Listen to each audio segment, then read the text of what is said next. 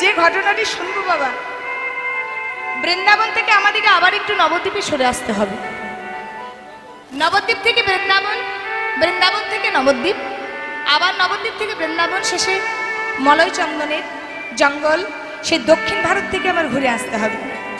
আজকে আপনারা যে গোপীনাথের কথা আস্বাদন করবেন, সেই গোপীনাথ কিন্তু দক্ষিণ ভারতে প্রতিষ্ঠিত মা। এই লীলার মধ্যে একটা শিক্ষা পাবেন, প্রত্যেকটা লীলা ভগবান করেছেন, প্রত্যেকটা উদাহরণ ভগবান দিয়েছেন আমাদের মতো জীবদের শিক্ষার জন্য। এই লীলাটা শুনলে আপনারা শিক্ষা পাবেন যে ভগবানকে পুজো করার জন্য বৃন্দাবন বলুন, নবদ্বীপ বলুন, দূরে দূরে বড় বড় তীর্থস্থান বলুন, কোথাও ছোটাছুটি করার দরকার হয় না। ভগবানকে যদি কেউ ভালোবাসে সেজন কিন্তু ঘরে বসেই পেয়ে যায় বাবা। ভগবানকে প্রতিষ্ঠিত করেছেন কোথায় না, ভগবানকে প্রতিষ্ঠিত করেছেন ওই দক্ষিণ ভারতে। শেষ মুহূর্ত যদি থাকেন দেখতে পাবেন, শেষ মুহূর্তে কিন্তু ভগবান গোপীনাথ মাধবেন্দু পুরীকে বলেছেন, ওরে মাধব, আর তোকে বৃন্দাবন যেতে হবে না। এমনও তো হতে পারে বাবা, শরীরটা তো রোগের মন্দির, কারণ শরীরে যদি রোগ ধরে সে কি কোনোদিন ভগবানকে পাবে না, না বৃন্দাবন যেতে পাবে না।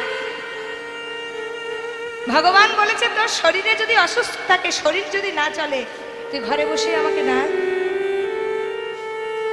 আমি তোর ঘরে এসে দেখা দেব। আবার কারো যদি মন ঠিক না থাকে বাবা, তার মনটা যদি সৎ না থাকে, সে বৃন্দাবনে গিয়েও দেখা পাবে না। ঘরের তুলসী বৃক্ষটা জল পাচ্ছে না, আর বৃন্দাবনে গিয়ে 1 মাস ধরে নিয়ম সেবা পালন করলে বাবা কোনোদিনই হবে না। ঘরের মা বাবা খেতে পাচ্ছে না, আর কোথাও গিয়ে মঠে মন্দিরে গিয়ে বৈষ্ণবদের সেবা করালো বাবা, সে বৈষ্ণবরা কোনোদিন সেবাও গ্রহণ করে না। এই লীলাতে ভগবান দেখিয়েছেন, ভক্ত যদি ভগবানকে ভালোবাসে, যেখানে যে মুহূর্তেই থাকুক না কেন, ভগবান নিজেই সে তাকে ধরা দেয়। ভক্তের ভক্তি যত ছোটে, ভগবানের কৃপা তত নামে। তাহলে দেখুন, আজকে আমরা আস্বাদন করবো একজন পরম বৈষ্ণবীর কথা। ভক্তর সঙ্গে কিন্তু বৈষ্ণবটা মাধবেন্দু পুরীতে অবশ্যই যোগ করতে হবে। পরম বৈষ্ণবের কথা আলোচনা করব মাধবেন্দু পুরীতে। একটু শোন বাবা, মাধবেন্দু পুরী ছিলেন পরম বৈষ্ণব। বৈষ্ণব কাকে বলে, বৈষ্ণব চিনব কি করে? মাধবেন্দু পুরী যে বৈষ্ণব ছিলেন তার প্রমাণটা কি? আমি 3 ঘন্টা আপনাদেরকে গল্প বলে চলে যাব। আমি যদি সাপকে বলি ব্যাং, আপনারা কিন্তু তাই বিশ্বাস করবেন। যারা পড়াশোনা করে না বাবা, সবার ক্ষেত্রে নয়, যাদের স্বাস্থ্য বিষয়ে জ্ঞান নেই, কীর্তনিয়া সাপকে ব্যাং বললেও ধরে নিয়ে পালাবে। কিন্তু যাদের স্বাস্থ্য বিষয়ে জ্ঞান আছে তারা কিন্তু ধরে নেবে কোনটা ঠিক আর কোনটা ভুল। বৈষ্ণবকে আমরা চিনব কিভাবে? বৈষ্ণব কাকে বলে, বৈষ্ণবের লক্ষণ কি? শাস্ত্র ধরে এগিয়ে চলুন। আচ্ছা বাবা, আমরা বৈষ্ণব চিনি কিভাবে? আমরা বৈষ্ণব কিভাবে চিনি মা? গলায় মোটা মোটা তুলসীর মালা, তাই তো? তাই তো? হ্যাঁ কি না বলবেন? আপনারা কথা বলুন। চেনেন? আচ্ছা, তাহলে গলায় মোটা মোটা তুলসীর মালা, আর দেখবেন কপালে তিলক, মাথাটা নেড়া, পেছনে একটা শিখা, আর পরনে হচ্ছে ডোর কপিন বহির্বাস, মানে গেরুয়া বসন। একটু এই জায়গাটা শুনুন, দেখুন কত মজার বিষয় কীর্তনে। 4টি লক্ষণ কিন্তু পরম বৈষ্ণবের। তাহলে এই 4টি লক্ষণ যদি বৈষ্ণবের হয়, গলায় মালা, কপালে তিলক, পরনে গেরুয়া বসন, মাথায় টিকি বা শিখা, এটা দেখলে আমরা ধপাধপ তার চরণে প্রণাম করে দিলাম। বাবারে, ইনি পরম বৈষ্ণব। আর যিনি জিন্স প্যান্ট পরে বসে আছেন তার মনে বৈষ্ণব নেই, তিনি বৈষ্ণব নন। এটা কিন্তু খুব ভুল। বৈষ্ণবকে চিনতে শিখুন। শাস্ত্রে বলছে সাজে বৈষ্ণব হইও না, তোমরা স্বভাবে বৈষ্ণব হও। এই চারটে লক্ষণ যদি পরম বৈষ্ণবের হয় মা, তাহলে ভাগবতের দ্বাদশ স্কন্ধ দশম অধ্যায় খুলে দেখে নেবেন। একটা শ্লোকে বলা হলো নিম্নে গানাং যথা গঙ্গা দেবতানাং অচ্যুত যথা বৈষ্ণবানাং যথা শম্ভো পুরাণানাং ইদং তথা। প্রথম লাইনটা কি বলা হলো? নিম্নে গানাং যথা গঙ্গা। নিম্নে গানাং মানে নিচু দিকে বয়ে চলা। নিচু দিকে বয়ে যাওয়া বাবা নদ বা নদীর কাজ। নীল নদ আর আমাজন নদ চওড়াই বড় আর লম্বাই বড়, তাই তো? ভূগোলে তো তাই পড়েছি, নীল নদ আর আমাজন নদ। তাহলে নীল নদ আর আমাজন যদি চওড়াই লম্বাই বড় হয় দুটোই, তাহলে গঙ্গা কেন শ্রেষ্ঠ হলো? গঙ্গার সৃষ্টি কোথায় আগামীকাল বলে দেব। গঙ্গাকে তো ভগীরথ এনেছেন, কিন্তু গঙ্গার সৃষ্টিটা হলো কোথায়? কবে সৃষ্টি হলো? কিভাবে সৃষ্টি হলো? কেন গঙ্গা পৃথিবীর বুকে বয়ে চলে গেল? আমরা ফটোতে দেখেছি কি মহাদেবের জটা থেকে, কিন্তু মহাদেব কখন জটায় ধারণ করলেন? গঙ্গার সৃষ্টি হচ্ছে নারায়ণের চরণ থেকে। গঙ্গার বিশ্রাম স্থল ব্রহ্মার কমণ্ডলতে, আর গঙ্গার মিলনস্থল মহাদেবের জটাতে। তাহলে নদ নদীর মধ্যে যদি শ্রেষ্ঠ হয় গঙ্গা, দেবতানাং অচ্যুত যথা। অচ্যুত মানে কোন ঠাকুর? নারায়ণ। ব্রাহ্মণরা যখন জপ করেন তপ করেন তখন অচ্যুত কথাটা আসে। নারায়ণ হচ্ছেন শ্রেষ্ঠ দেবদেবীর মধ্যে, দেবতাদের মধ্যে। বৈষ্ণবানাং যথা শম্ভো। শম্ভো নারদ স্বয়ম্ভু, কুমার কপিল মনু, ভীষ্ম জনক বলি রাজা বৈয়াসকে আর যম রাজা প্রহ্লাদ। এটা হলো 12টা বৈষ্ণবের নাম। মুখস্থ কর না কর একটু জেনেও রাখ, কানে গেলেই এই নামগুলো কানে গেলেও অনেক কাজ। 12 জন প্রধান বৈষ্ণব শাস্ত্রে লেখা আছে। তার মধ্যে যমরাজ, যমরাজকে নিশ্চয়ই চেনো তোমরা, সব চেনো তো? ওই যে বিচার করে গো, যমরাজকে চেনো না? হ্যাঁ হ্যাঁ, যমরাজও কিন্তু পরম বৈষ্ণব। হরি বল হরি বল। আচ্ছা, মহাদেব ওই যে প্রথমে বললাম শম্ভু নারদ স্বয়ম্ভু, এই জায়গাটা আবার দেখুন।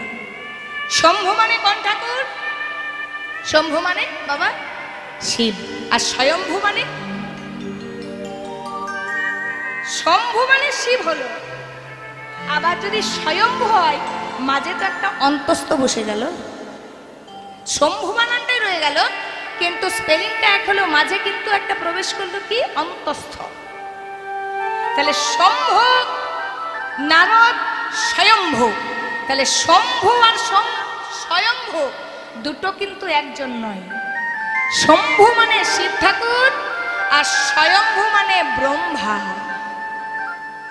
তাহলে ব্রহ্মাও একজন বৈষ্ণব, শিব ঠাকুরও একজন বৈষ্ণব, নারদ একজন বৈষ্ণব, কুমার, 4টি কুমার।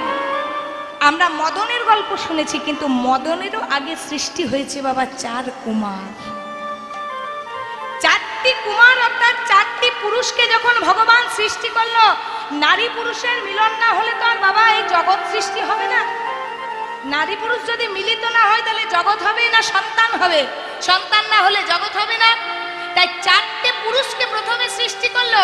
4টে পুরুষই কিন্তু সন্ন্যাস ধর্ম গ্রহণ করে বেরিয়ে গেল। তখন কিন্তু ব্রহ্মা মনে মনে চিন্তা করলো তাহলে তো জগৎ সৃষ্টি হবে না। তখন ব্রহ্মা মনন পুত্র মন থেকে সৃষ্টি করলো কাকে? মদনকে। সেই কুমারদের কথা বলা হয়েছে, সেই কুমাররা হচ্ছেন পরম বৈষ্ণবের মধ্যেই বাবা। কপিল, কপিল মুনির আশ্রম তো আপনারা যান। জনক রাজাকে তো চেনেন, জানকীর পিতা জনক, জানেন তো? সীতা মায়ের পিতা হচ্ছে জনক রাজা। ভীষ্ম, মহাভারতের পিতামহ ভীষ্ম, তিনিও পরম বৈষ্ণব ছিলেন। আর কে ছিলেন? প্রহ্লাদ। দৈত্যকুলে জন্মগ্রহণ করে বাবা 12টি বৈষ্ণবের মধ্যে স্থান পেয়ে গেল। হরি বল, হরি বল। আচ্ছা, এই যে ধরুন আমরা গল্পগুলো শুনি, কীর্তনে তো ধরুন গল্পের ছলে আমরা শুনি, এই যে মনে মনে ভাবছি বাবা প্রহ্লাদ 5 বছরে কৃপা পেল, বাবারি আমাদের ঘরের ছেলেগুলো কেন পাচ্ছে না গো, মোবাইল নিয়ে বসে আছে। আরে বাবা, কৃষ্ণ ভক্তি রস ভাবিতা মতি হি ক্রিয়তাং যদি কতভি লভ্যতে তত্র লল্লমপি মূল্যম একলম কোটি জন্ম সুকৃতি না লভ্যতে। দেবর্ষি নারদ ভগবানকে বলেছিল, ভগবান এটা তোমার কেমন বিচার? দৈত্যকুলে জন্মজাত হিরণ্যকশিপুর ঔরসজাত সন্তান যে, সে তোমার কৃপা পেয়ে গেল। তাহলে দৈত্যকুলেও তোমার কৃপা পাবে, দানবকুলেও তোমার কৃপা পাবে, আর যারা হাজার হাজার বছর তোমার ধ্যান করছে তারা তো তোমার কৃপা পেল না। তুমি কি প্রহ্লাদকে কৃপা করে দিলে মাত্র 4 বছরে? ওই হিরণ্যকশিপুকে বধ করার জন্য তুমি আরেকজনকে কৃপা করলে। ভগবান দেবর্ষি নারদকে হাতটা ধরে একটা পাহাড়ে নিয়ে গেছে। দেবর্ষি নারদের হাতটা ধরে যখন পাহাড়ে নিয়ে গেছে, ভালো করে জায়গাটা শুনুন, পাহাড়ে নিয়ে গিয়ে দেখছে একটা গুহার মধ্যে হাজার হাজার কঙ্কাল। কঙ্কালগুলো দেখে নারদ মুনি চমকে গেছে। এগুলো কিসের কঙ্কাল, কার কঙ্কাল প্রভু? ওই যে তুমি বললেন না যে প্রহ্লাদ কি করে দৈত্যকুলে জন্মগ্রহণ করে কৃপা পায়, এই কঙ্কালগুলো কার জানো? এই প্রতিটা কঙ্কাল হচ্ছে প্রহ্লাদের। তুমি এক জন্মটা বিচার করছো 5 বছরে কৃপা পেল, কিন্তু তুমি আগের জন্মগুলো দেখেছো? কত কত জন্ম আমার নাম করতে করতে কঙ্কাল হয়ে গেছে। আর ওই জন্মগুলো আমার নাম ডাকতে ডাকতে কঙ্কাল হয়েছে বলে আমি কিন্তু 5 বছরে কৃপা করে দিয়েছি। তাই এই প্রহ্লাদের দিকটা বিচার করুন, ইনি হলেন একজন পরম বৈষ্ণব। বলি মহারাজ সত্যযুগে ঘটনা জানেন? ভগবান যখন এসেছিলেন ওই যে বামন অবতার হয়ে বলিরাজের দরবারে, পাতালে যে বলিরাজকে প্রবেশ করেছে, সে বলিরাজ হল একজন পরম বৈষ্ণব। বৈয়াসখী মানে ব্যাসদেবের পুত্র। আর যমরাজ নিজে যেহেতু শ্লোকটি বলেছেন, তাই বায়াম, বায়াম মানে আমি নিজেও। 12টি বৈষ্ণবের মধ্যে শ্রেষ্ঠ যদি শম্ভু হয়, শিব ঠাকুর হয়। বাবা আপনারা বিচার করুন বসে বসে যে শিব ঠাকুরের গলাতে তুলসীর মালা আছে। বৈষ্ণবদের মধ্যে শ্রেষ্ঠ যদি শিব ঠাকুর হন, বৈষ্ণবরা যদি গলায় তুলসীর মালা নেয়, শিব ঠাকুরের গলাতে তুলসীর মালা আছে? কি মালা মা? রুদ্রাক্ষের মালা। মিলেছে? মেলেনি। বৈষ্ণবদের মধ্যে শ্রেষ্ঠ যদি আমার শিব ঠাকুর হন, বৈষ্ণবরা কপালে যে তিলকটি আঁকে, শাস্ত্রে বলছে অর্ধ কুণ্ডক তিলক। শিব ঠাকুরের কপালে কি তিলক আছে? কি তিলক আছে? আমাদের মতন এরকম ত্রিকুণ্ডক তিলক। মিলেছে? আচ্ছা, বৈষ্ণবের লক্ষণ যদি টিকি হয় বা শিখা হয়, শিব ঠাকুরের টিকি বা শিখা আছে? পা পর্যন্ত জটা আছে। বৈষ্ণবের লক্ষণ যদি পরনে গেরুয়া বাসন হয়, আচ্ছা শিব ঠাকুর গেরুয়া বাসন পরে বসে থাকে কৈলাসে? হ্যাঁ, তাহলে বৈষ্ণব কি করে হলেন? কেন আমাদের সমাজে গলায় মালা না নিলে বৈষ্ণব হয় না? শাস্ত্রে বলছে গো, আভরণী বৈষ্ণব হইও না, তুমি দেখতে বৈষ্ণব আর তোমার মনটা বৈষ্ণব। তুমি মালা জপ করছো আর তুমি লোকের ক্ষতি চাইছো। তুমি গলায় তুলসীর মালা দিয়েছো আর ভাইয়ের সঙ্গে জায়গা নিয়ে তুমি মারামারি করছো। তুমি কপালে তিলক দিয়েছো আর তুমি সমস্ত সুখ ভোগ করছো। না না, তবে কি নেওয়াটা খারাপ? এই জায়গাটা বুঝতে হবে। যারা নিচ্ছে, এত এত মানুষ গলায় তুলসীর মালা আমরা যে নিচ্ছি, খারাপ? বাগানে একটা ফসল লাগাতে হলে আগে একটা বেড়া দিতে হবে বাবা, শক্তপোক্ত বেড়া, না হলে কিন্তু বাগানের ফসলটা অনায়াসে খেয়ে কিন্তু চলে যাবে। তেমনি আমাদের হৃদয় বাগানে একটা ফসল আছে, যেটা হচ্ছে ভক্তির ফসল, আধ্যাত্মিক ফসল। সেই ভক্তির বীজটাকে যদি গাছে পরিণত করতে হয়, আগে বেড়াগুলো তো দিতে হবে বাবা, নালে তো কাম, ক্রোধ, লোভ, মোহ, মদ, মাশ্চর্য 6টা পশু এসে খেয়ে চলে যাবে। আর সেই বেড়াটাই হচ্ছে গলায় মালা। এই যে ছোট ছোট ছেলেরা গলায় মালা নেয়, তোরা কপালে তিলক করেছিস, একদিন হলেও তোদের কিন্তু কৃপা হয়ে গেল। কপালে তিলকটা নিয়ে তো হরিবাসনে বসেছি, মন দিয়ে তো কীর্তনটা শুনছে। কপালে তিলকটা নেওয়ার পর কিন্তু যখন বিড়ির ফুঁকটা দেবে না বাবা, একবার মনে মনে হবে যে হ্যাঁ, কপালে তিলক নিয়েছি, বিড়িতে কি করে ফুঁকটা দিই, হবেই হবে। এতটুকু বাচ্চাগুলো দেখেছি লুকি লুকি বিড়ি খায়, ওদের জন্যই বলছি। এটা হচ্ছে বেড়া। যখন ওই কপালে তিলকটি নিয়ে বিড়িটিতে ফুঁক দেবে, মনে হয় হা, দিদি বলেছিল তো ওখানে, না রে কপালে তিলক আছে, আজকে আর বিড়ি সিগারেট খাস না। এই যে এটা একটা বেড়া। কলিযুগের মানুষের জন্য এটা দরকার আছে, গলার মালা। 3 ধরন থেকে আমরা পাপ করি। কোথা থেকে? দেহ থেকে, মন থেকে, বিবেক থেকে। দেহের দ্বারা আমরা পাপ করি, মনের দ্বারা পাপ করি, বিচার বিবেচনার দ্বারা আমরা বিবেক থেকে পাপ করি। যার জন্য তুলসীর মালা 3টে পাপ দিতে বলেছে। আমরা নিতে পারি না, সবাই নিতে পারে না। এত সহজ কথা এটা নয় বাবা। পড়লেই হয় না, পড়ালেই হয় না, বহু নিয়ম।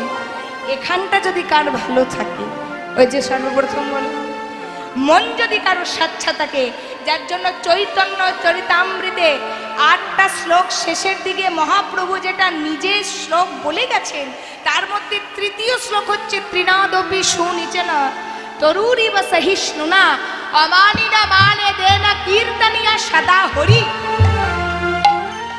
কিচ্ছু করতে হবে না।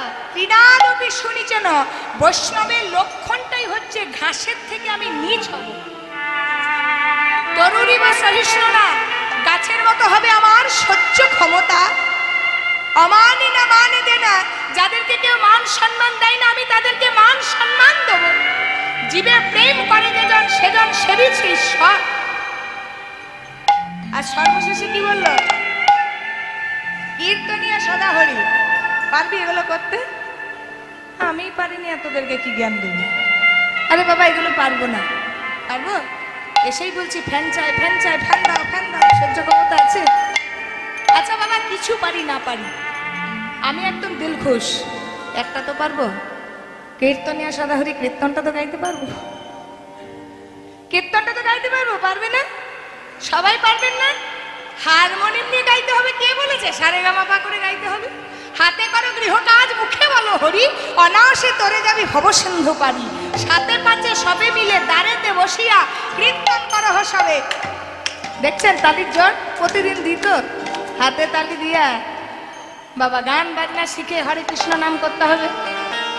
আপনি রান্না করছেন, তখন হারমোনিয়ামটা পাবেন কোথায়? আরে বাবা, রান্না করছি হাতে।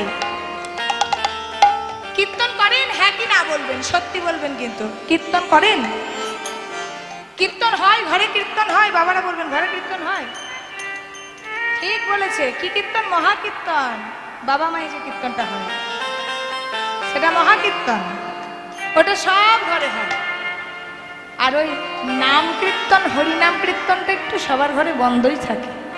তো মহাকীর্তনটাকে বাদ দিয়ে কিন্তু হরিনাম কীর্তনটাকে একটু করতে হবে। সবাই মিলে হরে কৃষ্ণ হরে কৃষ্ণ। আজকে আমরা যে নামটা এখন গাইছি বাবা, এটা বৈষ্ণবের মূল মন্ত্র। জগৎকে সংসার করে দেখালেন বাবা যে এমন কোনো কথা নয় যে সন্ন্যাস ধর্ম গ্রহণ করলেই ভগবানকে পেতে হবে। সন্ন্যাস ধর্ম গ্রহণ করতে পারলে ভালো, যদি না করতে পারো জগৎ কিন্তু সৃষ্টি হবে না। তাই তোমরা সংসার করো, সংসারে থেকে ভগবানকে ভালোবাসো, সংসারে থেকে ভগবানকে ডাকো। তাই মহাপ্রভু আমার নিজের সংসার ধর্ম পালন করলেন। নিজের সংসার ধর্ম পালন করে আজকে মহাপ্রভু নীলাচলের পথে চলে যাচ্ছেন। সন্ন্যাস ধর্ম গ্রহণ করে আজকে নীলাচলের পথে যাচ্ছেন, সমস্ত ভক্তকে সঙ্গে করে। আজকে বহু বহু ভক্ত কিন্তু সঙ্গে যাচ্ছে। কার সঙ্গে? আমার মহাপ্রভুর সঙ্গে।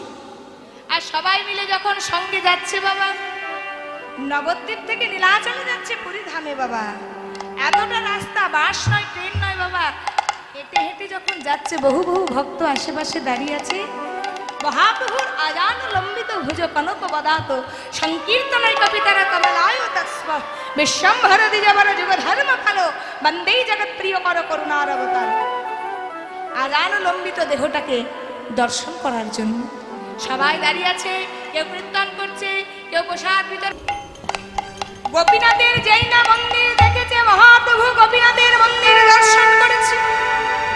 যেই না মহাপ্রভু গোপীনাথের মন্দির দর্শন করেছে বাবা, গোপীনাথের মন্দির দর্শন নয়নের জলে বক্ষ ভাসাতে ভাসাতে মহাপ্রভু বলে উঠলেন, ওই দীন দয়ার্থ নাও হে মথুরানাথ পদা অবলোকস্য হৃদয়াং পদায় অবলোক ব্রহ্মতে কিম পরমচ্ছাবে।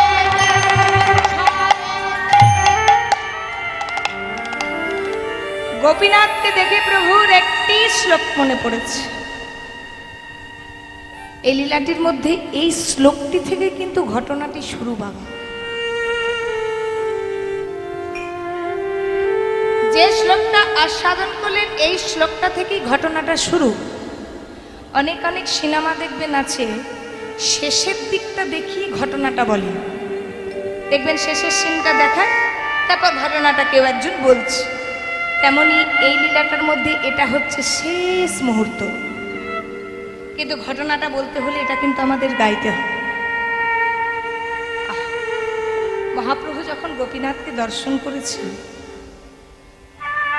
একখানি শ্লোক বলেছেন, ওই দীন দয়ার্থ নাথ হে মথুরানাথ কদা অবলোকস্য হৃদয়াং কদা অবলোকং ব্রহ্মতে কিম কর্তব্য কর্তমেছ। এই শ্লোকটিকে বলেছিলেন জানেন? আপনারা পূর্বরাগ লীলা শুনে থাকবেন। সেই পূর্বরাগ লীলার মধ্যে রাধারানীর যেদিন দশম দশা হয়, অর্থাৎ মৃত্যুর দশা, সেই মৃত্যুর দশার সময়, দশম দশার সময় কিন্তু রাধারানী এই শ্লোকখানি বলেছিলেন। এই শ্লোকখানি তিনজন বলেছেন জগৎ মাঝারে। যে শ্লোকখানি আস্বাদন আমরা তো খুব সহজেই আসরে পরিবেশন করে দিচ্ছি, কিন্তু এই শ্লোক কিন্তু তিনজনের বেশি বলেনি বাবা। একজন বলেছিলেন শ্রীমতী রাধারানী তার শেষ দশার দিন, আরেকজন বলেছিলেন গোপীনাথের মন্দিরের পুরোহিত। স্বপ্নের মধ্যে রাধারানী তাকে শ্লোকটা জানিয়েছিলেন। সেই পুরোহিতের তখন কাজ করতেন কিন্তু মাধবেন্দ্র পুরী। তখন পুরোহিতের কাজ করতেন মাধবেন্দ্র পুরী। আমি কিন্তু বারবার বলছি, এটা কিন্তু শেষের দিকের ঘটনা। এবার ঘটনাটা আপনারা শুনবেন। তাহলে প্রথম বলেছিলেন রাধারানী। রাধারানী স্বপ্ন দিয়েছিলেন মহাপ্রভুর গুরুদেবের গুরুদেব মাধবেন্দ্র পুরীকে। মাধবেন্দ্র পুরীর আবার গুরুদেবের নাম হচ্ছে লক্ষ্মীপতি। মাধবেন্দ্র পুরী স্বপ্নের মধ্যে শ্লোকটা শুনেছিলেন রাধারানীর এই দশম দশার শ্লোক। তাহলে দুজন বলা হলো, আরেকজনকে বললেন আমার স্বয়ং মহাপ্রভু। কেন বললেন না? ওই গোপীনাথের বিগ্রহ দর্শন করে মহাপ্রভু রাধা ভাবে বিবর্তিত হয়ে, মহাপ্রভু একাধারে কৃষ্ণ একাধারে রাধা, অন্তে কৃষ্ণ বহিরে গৌর দর্শিতাঙ্গদি বৈভব যজ্ঞৈ সংকীর্তনৌ তস্ম কৃষ্ণ চৈতন্য মহাশ্রিত। রাধা কৃষ্ণ একাত্মা দুই দেহ ধরি অনান্য বিলাসে রস আস্বাদন করি, সেই দুই দেহ এবে চৈতন্য গোসাই লীলা রস আস্বাদিতে দোহে হইলা এক ঠাঁই। তাহলে রাধার কৃষ্ণ যদি আমার গৌরাঙ্গ মহাপ্রভু গোবিন্দের গো আর রাধারানীর রায় একত্রিত হয়ে নবদ্বীপ চান সোনার গোড়া হয়, তাহলে আজকে রাধা রানীর ভাবটা প্রকাশিত হয়েছে শ্লোকের মধ্যে। ভগবান আমার রাধা রানীর মুখ থেকে বার করেছেন এই শ্লোকখানি। যেই শ্লোকখানি বলেছেন, শ্লোকখানি বলতে বলতে কিন্তু মহাপ্রভু আজকে অজ্ঞান হয়ে মাটিতে পড়ে গেছেন। এবার দাদা নিত্যানন্দ কিন্তু সেখানে ছিল। দাদা নিত্যানন্দ ভক্তদেরকে প্রশ্ন করছে, হ্যাঁ রে ভাই এমন করে বিভোর হয়ে পড়ে গেল কেন? সব ভক্তরা করজোরে বলছে, তা তো জানি না, একখানি শ্লোক বলতে বলতে এখানে আমাদের নিমায় লুটিয়ে পড়ল।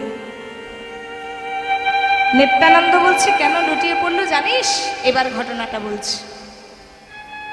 তাহলে আজকে লীলাটির ঘটনাটা বলছে কি? শ্রীমান মহাপ্রভুর দাদা নিতাই চাঁদ। আজকে আমার ভাই এই শ্লোকটা বলতে বলতে বিভোর হয়ে পড়ে গেছে, কেন জানিস? এই শ্লোকটি বলেছিল রাধারানী তার দশম দশা মৃত্যুর মহর মহাদশাতে, আর শ্লোকটি বলেছিলেন মাধবেন্দ্রপুরী। আর এই গোপীনাথকে দর্শন করে আজকে মহাপ্রভুর সেই শ্লোকের কথা আর সেই মাধবেন্দ্রপুরীর কথা মনে পড়ে গেছে। হরি বল, হরি বল। রেমুনা গ্রামেতে যে গোপীনাথের মন্দির আছে বাবা, সেই গোপীনাথের মন্দির ত্রেতা যুগ থেকে সেবিত হয়ে আসছে। আপনাদের এখানে প্রশ্ন জাগবে যে গোপীনাথ তো দাপর যুগের ভগবান, তাহলে দাপরের ভগবান যদি গোপীনাথ হয়, ত্রেতা যুগে কি করে পুজো পেল? মধুচন্দ্রিমা, এখন যেটাকে ইংলিশে বলে হানিমুন, বিয়ের পর সব স্বামী স্ত্রীরা ঘুরতে যায় সেটাকে বলে হানিমুন, তখনকার বলা হতো মধুচন্দ্রিমা। রামচন্দ্র সীতাকে নিয়ে ওই মধুচন্দ্রিমায় গিয়েছিলেন চিত্রকূট পর্বতে। ঘটনাটা শুনে রাখুন। এবার চিত্রকূট পর্বতে যখন ওই মধুচন্দ্রিমা করতে গিয়েছে দেবী সীতাকে নিয়ে রামচন্দ্র, তখন সীতামা রামচন্দ্রকে প্রশ্ন করেছে, প্রভু সত্যযুগে তোমার রূপ দেখেছি চক্রধারী, ত্রেতা যুগে তোমার রূপ দেখছি ধনুর্ধারী। আচ্ছা প্রভু, আগামী দাপরে তোমার কি রূপটা হবে? আগামী দাপর যুগে দেখবে তুমি আমার রূপ? একাধারে দেখিয়েছিল আমার মুরলীর হাওয়ারি বেণুধারী বংশীধারী গোপীনাথের বিগ্রহ, আর সেই গোপীনাথটা ওই সীতামা দেখার সঙ্গে সঙ্গে স্বয়ং বিশ্বকর্মা লুকিয়ে লুকিয়ে দেখে নিয়েছিল। আর স্বয়ং বিশ্বকর্মা লুকিয়ে লুকিয়ে দেখেছিল, আর এক পাথরের মধ্যে একটা ছোট্ট পাথর নিয়ে ওই বিগ্রহটা এঁকে রেখে দিয়েছিল, যে যদি ভুলে যায় তবে আর আগামী দাপর যুগের রূপটা প্রকাশ কারো কাছে করতে পারবো না। যখন থেকে এঁকে রেখেছিল তখন থেকেই সেবিত হয় সেই গোপীনাথের বিগ্রহ। আর এই গোপীনাথ সেবা দিয়েছেন মাধবেন্দ্রপুরী, আমার মহাপ্রভুর গুরুদেবের গুরুদেব। এই মাধবেন্দ্রপুরী, তার কথা একটু বলো, একটু শুনি। মাধবেন্দ্রপুরী বাবা বাংলাদেশের ঘটনা,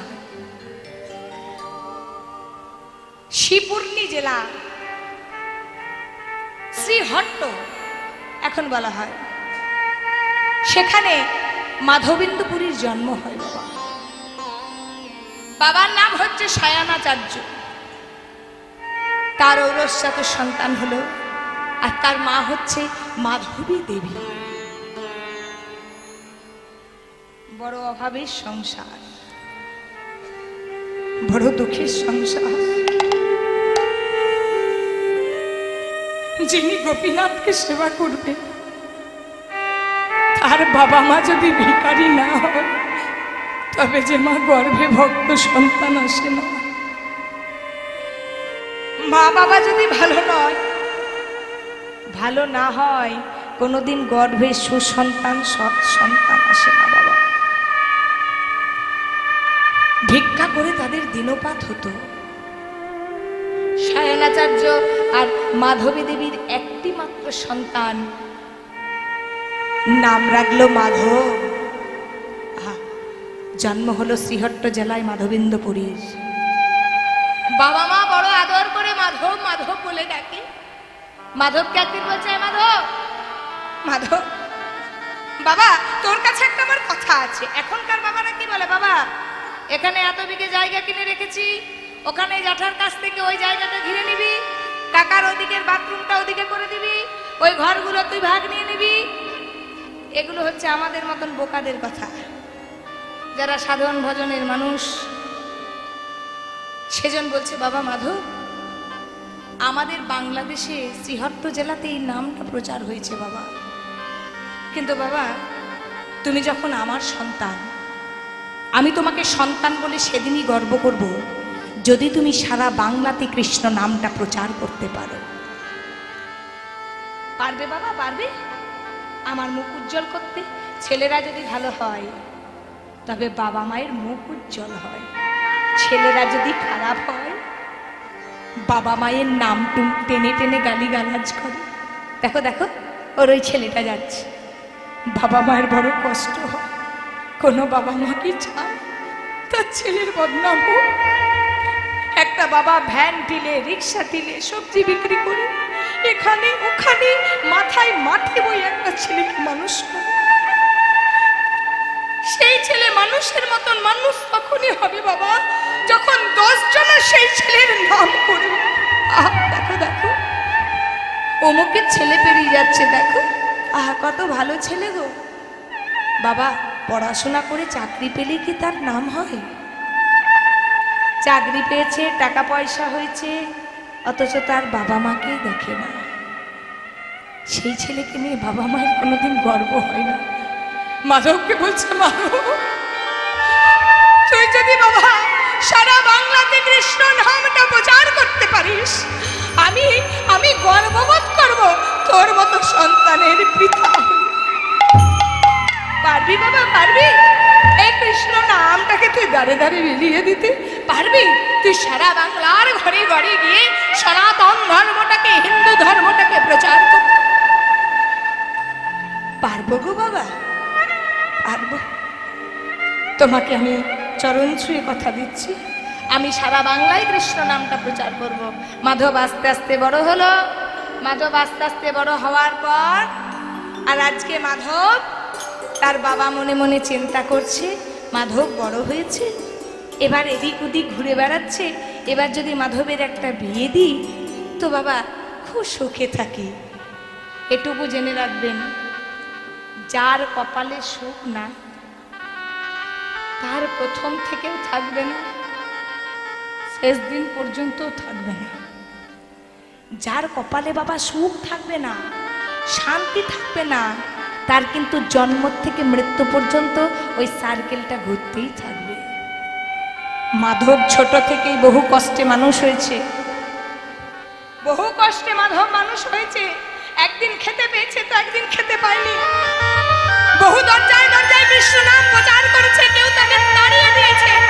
সেই দুঃখ কষ্টে মানুষ হওয়া মাধব আজকে বিবাহ করছে পিতা সমাদেশ পাইয়া।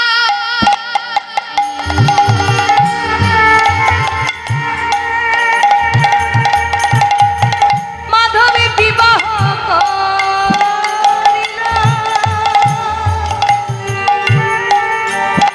পিতার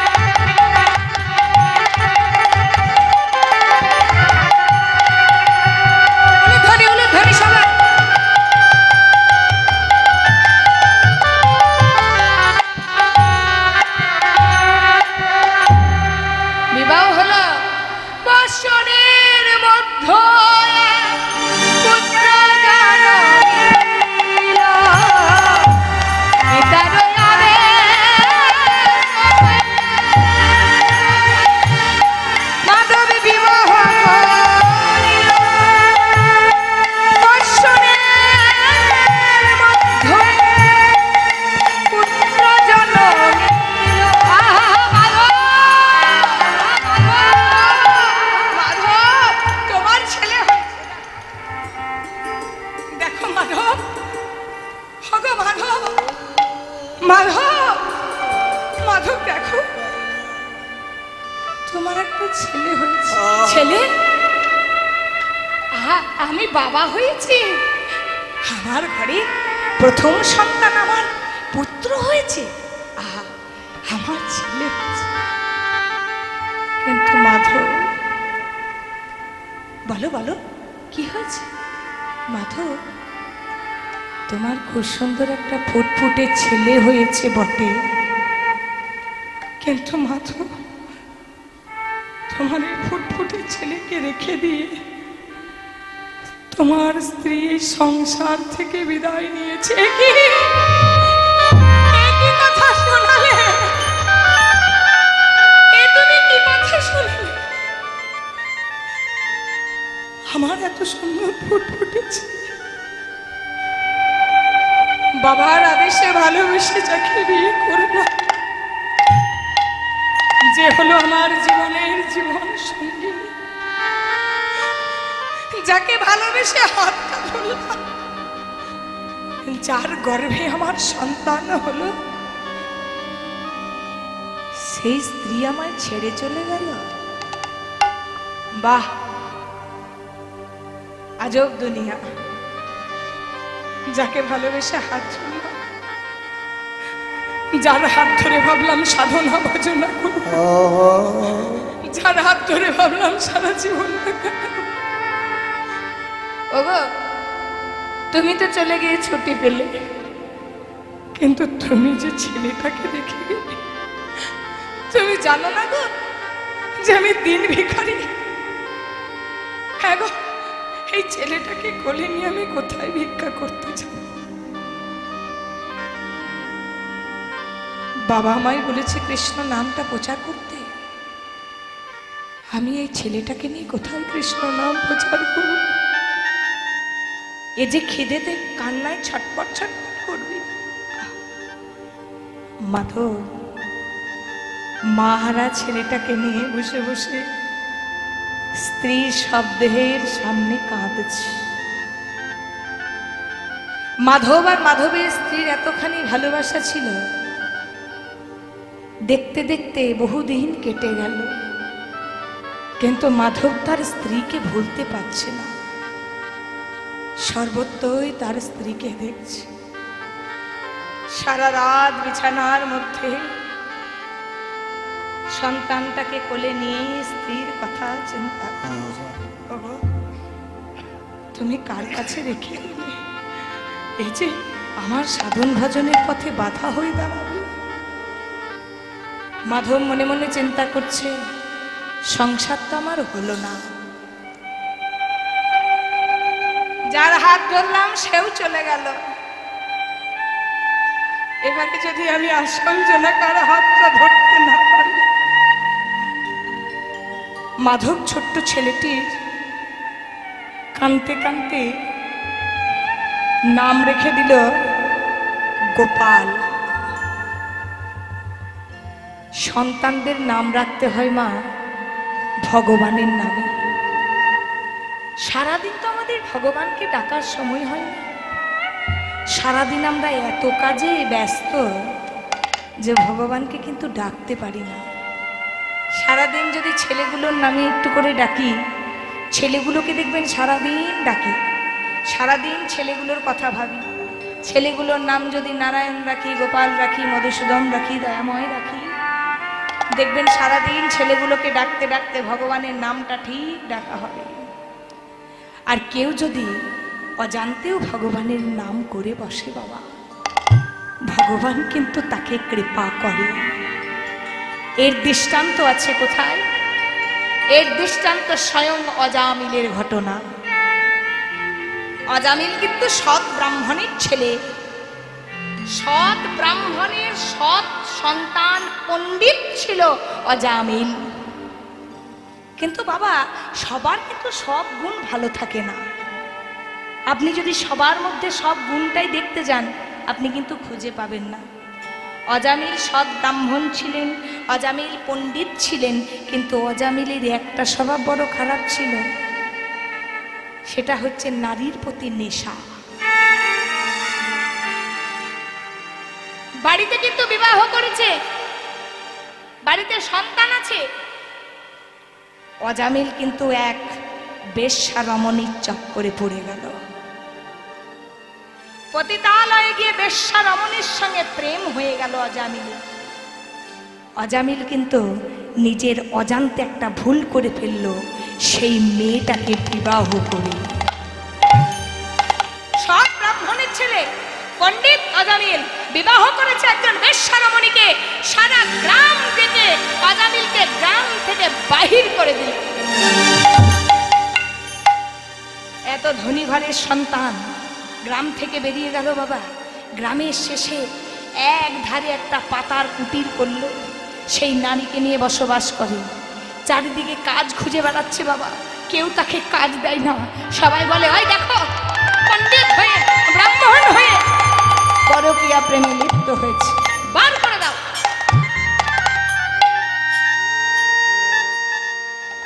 কোথাও কাজ পেল না অজামিল। বাবা পেট তো শুনবে না।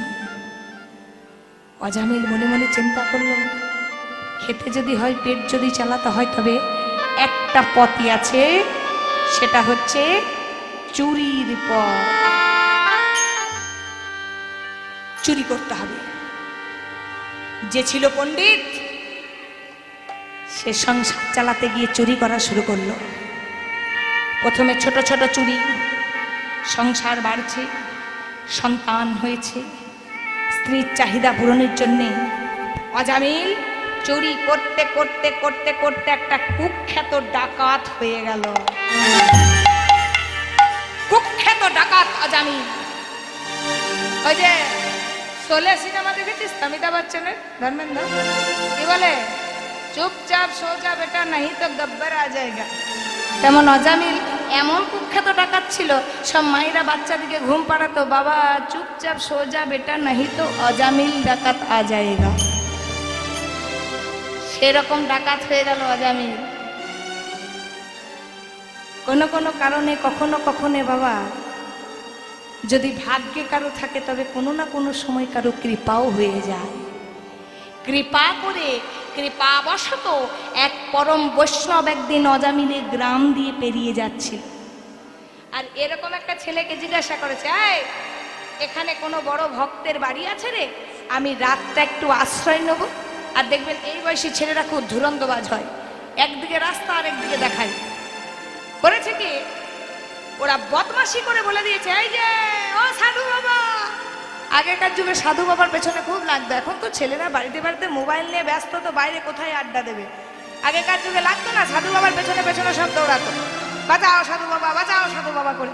এবার সাধু বাবা দেখেছে, ও সাধু বাবা আছে আছে, একটা বড় ভক্তের আছে, ঘর আছে, যাও তুমি খুব ভালো সেবা পাবে, ভালো করে থাকতে পাবে। ওই দেখো অজামিল ভক্তের বাড়ি, ওই যে অজামিল ভক্তের বাড়ি রয়েছে, তুমি ওখানে চলে যাও। কেমন বদমাশ বুঝুন। আরে বাবা, যখন কৃপা হয় কেউ একজন দোসর হয়। সে কিন্তু ভালো কাজ করেছে, অজামিলের বাড়িতে পরম এক বৈষ্ণবকে পাঠিয়েছে। এবারে বৈষ্ণব যখন অজামিলের দরজায় দাঁড়িয়েছে অজামিল গাছে ডাকাতি করতে, অজামিলের বউ কিন্তু চরিত্রে অসতী হলেও তার মনটা কিন্তু সতীত্বের কম। বাইরে থেকে দেখে কাউকে বিচার করতে নেই বাবা।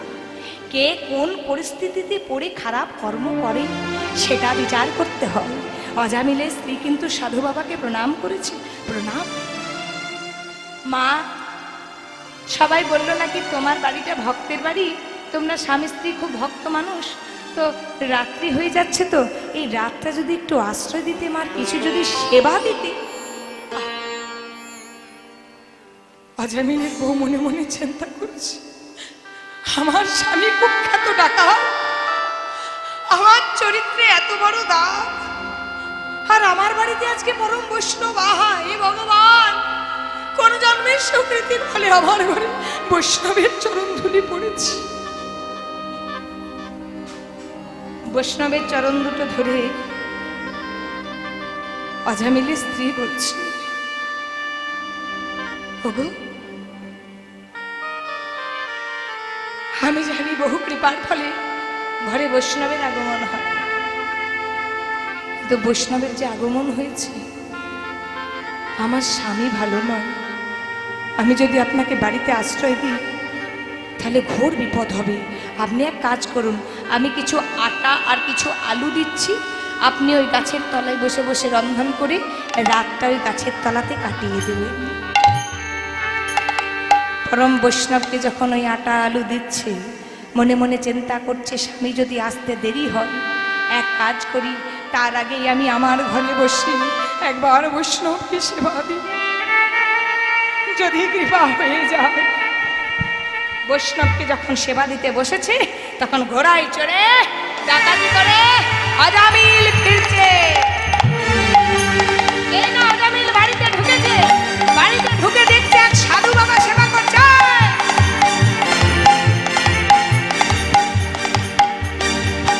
এই, দাঁড়াও দাঁড়াও, কে বলছে বলুন তো? অজামিলেরও অজামিল আছে বাবা। আরে বাবা, বাইরে দেখবেন সবাই দাদাগিরি করে, কিন্তু ঘরে একজনের কাছে দাদাগিরি করতে পারে না। কে বলুন তো? সেটা হচ্ছে স্ত্রী। বাইরে যতই দাদাগিরি করুক, ঘরে কিন্তু আর স্ত্রীর কাছে দাদাগিরি হয় না। অজামিলকে এত সব ভয় পায় যে বাচ্চারা ঘুমিয়ে যায় অজামিলের নামে, আবার সেই অজামিল ভয় খাচ্ছে তার বউকে। তার বউ বলে দিয়েছে দাঁড়াও, চূড়ান্ত সিদ্ধান্ত। বউ যখন দাঁড়াও বলেছে দাঁড়াতে হবে। বলছে শোনো, তোমার কাছে কোনোদিন কিছু চাইনি, আজ কিন্তু আমার ঘরে পরম বৈষ্ণব এসেছে, তুমি কিন্তু তাকে তাড়িয়ে দিতে পারবে না, তবে তোমাকে আমি ঘর থেকে বার করে দেবো। ঠিক আছে, আজকে রাতটা থাকুক। বৈষ্ণব সেখানে সেবা নিয়েছে, রাত্রিবাস করেছি, সকালবেলায় বিদায় নিচ্ছে। বিদায় নেওয়ার সময় বলছে সারা রাত্রি থাকলাম, সেবা করলাম, এবার আমায় কিছু গুরুদক্ষিণা দেবে না? কে? আমার গুরুদক্ষিণা? বেটা খেলি দেলি ঘুমলি, আবার গুরুদক্ষিণা? চুপ করো। বলুন সাধু বাবা, আপনাকে কি গুরুদক্ষিণা দিতে হবে? বলে মা গো, তোমাকে টাকা পয়সা করে দিতে হবে না, তোমার কাছে আমার একটা অনুরোধ। আমি তো বৈষ্ণব, আমি ভবিষ্যৎবাণী করতে পারি। আমি জানি তুমি 9 পুত্রের জননী, তোমার 9টা ছেলে আছে, পুত্র আছে, আর আমি এও জানি তোমার গর্ভে এখন আরেক পুত্র এসেছে। তুমি 10 পুত্রের জননী হবে মা। শোনো মা, তোমার কাছে আমার একটাই অনুরোধ, তুমি 9 পুত্রের যা নাম রেখেছো রাখো, তোমার ওই গর্ভে যে পুত্র আছে সেই পুত্রের নাম তুমি নারায়ণ রাখবে। পুত্রের জন্ম হলো বাবা, বৈষ্ণবের কথা মতো নাম রাখলো নারায়ণ। প্রতিদিন 7 ছেলেকে ডাকি নারায়ণ নারায়ণ। দেখবেন ছোট ছেলে খুব আদরের হয়, যে সব থেকে ছোট হয় সে খুব আদরের হয়। নারায়ণ নারায়ণ করে প্রত্যেক দিন তার ছোট্ট ছেলেটাকে ডাকি। শেষের দিন বাবা, শেষের দিন যখন যাওয়ার সময়, হ্যাঁ গো, এত এই শরীরটার অহংকার, এত টাকা পয়সা গয়না গাড়ির অহংকার কোথায় থাকবে যেদিন ভগবান টিকিটটা ধরিয়ে দেবে? অজামিলেরও কিন্তু সময় এসেছে যাওয়ার সময়। যে অজামিল ঘোড়ায় করে ডাকাতি করতে যেত, যে অজামিল হাত দিয়ে কত কত মানুষকে খুন করেছে, যে অজামিল হাত দিয়ে কত কত মানুষের ধন সম্পত্তি লুট করেছে, সেই অজামিলের হাতগুলো এখন উঠছে না, চোখের জলটা মোছা, বিছানার মধ্যে শুয়ে আছে। যাবার সময় হয়েছে। দেখবেন যখন মানুষ মরে, শোনা কথা, এটা দেখা যাবে না বা বোঝা যাবে না, ঠিক মরার কিছুক্ষণ আগে স্বয়ং যমরাজ কিন্তু মাথা গড়ায় বসে থাকে।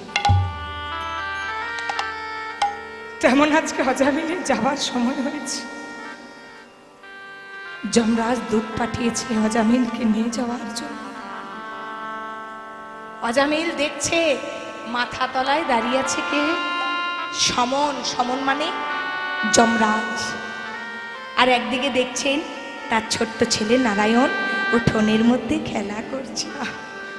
মনে মনে ভাবছে এতটুকু ছেলে আমার, আমি যদি চলে যাই তবে এই ছেলেকে খেতে দেবে, পড়তে দেবে কি? এই কথা চিন্তা করতে করতে হজামিল চোখের জল ফেলছে আর যমরাজকে বলছে, যমরাজ দাঁড়া রে,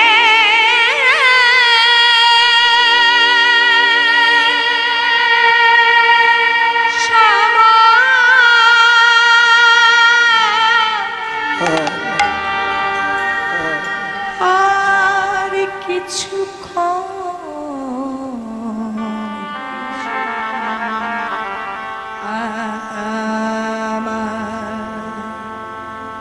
কিছু কাজ আছে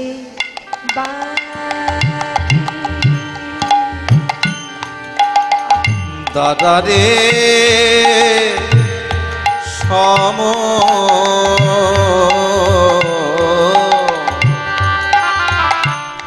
আর কিছু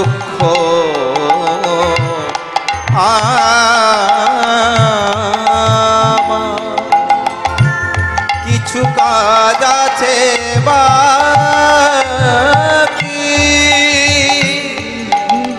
আমার নাগিনা মাঝে দেখো নারায়ণ বিরাজে, আমার নাগিনার মাঝে নারায়ণ বিরাজে, আর কিছু